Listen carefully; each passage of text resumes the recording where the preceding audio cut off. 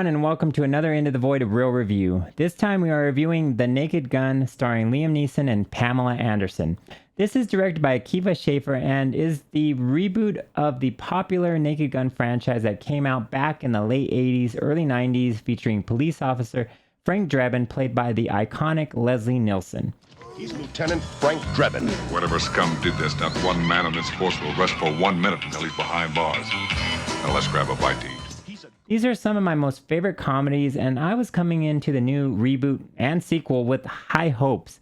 I had some reservations for sure going in, knowing that Frank Drebin's son would be played by Liam Neeson, which ironically rhymes with Leslie Nielsen. Sorta. Hi, Daddy. It's me, Frank Jr. Love you. Hey, Dad. Boy, do I miss you. I have to say my experience with the new reboot and sequel is a bit of a mixed bag in that I think Liam Neeson is perfectly cast as the new Frank Drebin, but the movie itself is hamstrung with lukewarm laughs that don't quite hit the gut as hard as the original.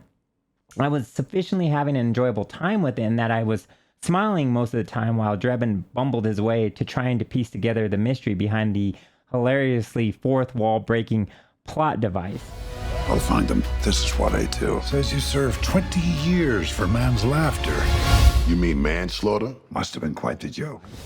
I did not laugh as much as I thought I would, however. There are certain moments that had me cracking up to be sure, like the sexual innuendo scenes played out through heat vision binoculars when a villain is spying on Drebin and his love interest Beth Davenport, played by Pamela Anderson, who is having sort of a renaissance of late. If you haven't seen her in The Last Showgirl, be sure to do that. She does a remarkably excellent job in that one, and she has some funny scenes here. One that stands out involves trying to distract the main villain by singing a jazzy number that is representative of a parrot squawking. Getting back to the movie itself, though, The Naked Gun has some great moments like the body cam footage scene of Frank eating too many chili dogs and having to resort to shooting up, yes, shooting literally up an establishment to get to a bathroom ASAP. But honestly, there are some laughs that become a little played out over time, like the one involving Frank getting handed coffee repeatedly in different scenarios that become increasingly far-fetched that are meant to be funny but lose their laugh gut punch quotient exponentially quickly.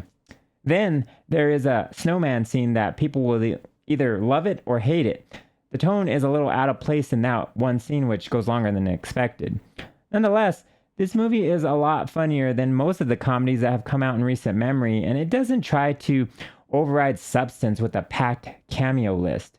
I'm looking at you, Happy Gilmore, too. If you think about it, though, it just wouldn't be possible because most of the people are probably dead since The Naked Gun is older than Happy Gilmore.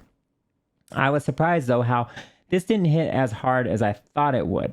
I still had a fun time because for all of its brisk runtime of 1 hour and 25 minutes, I was at least smiling ear to ear and, to be fair, groaning at the stupidity of it all. I hope this gets plenty of sequels because Liam Neeson is excellent for the rebirth of Frank Drebin to a new younger audience. Akiva Schaffer nails the deadpan dry tone humor of the earlier films, even if it doesn't hit the highs of the original slapstick inherent in the beloved Naked Guns of old. And I have to say, word on the internet is that they missed a prime opportunity to name this The Naked Gun, Son of a Gun. Guys, we do need more comedies like this in this day and age. Comedies that are not afraid to ruffle some feathers. Comedies that play it safe, lose the magic that makes them great. And even if The Naked Gun isn't great but good, it is refreshing for it to take as many swings as possible with the comedy, and there are a lot of swings, and still end up with a 500 batting average. So I still recommend watching this, but keep your expectations in check. Surely, I don't want you to be disappointed. Oh, and sorry I called you Shirley.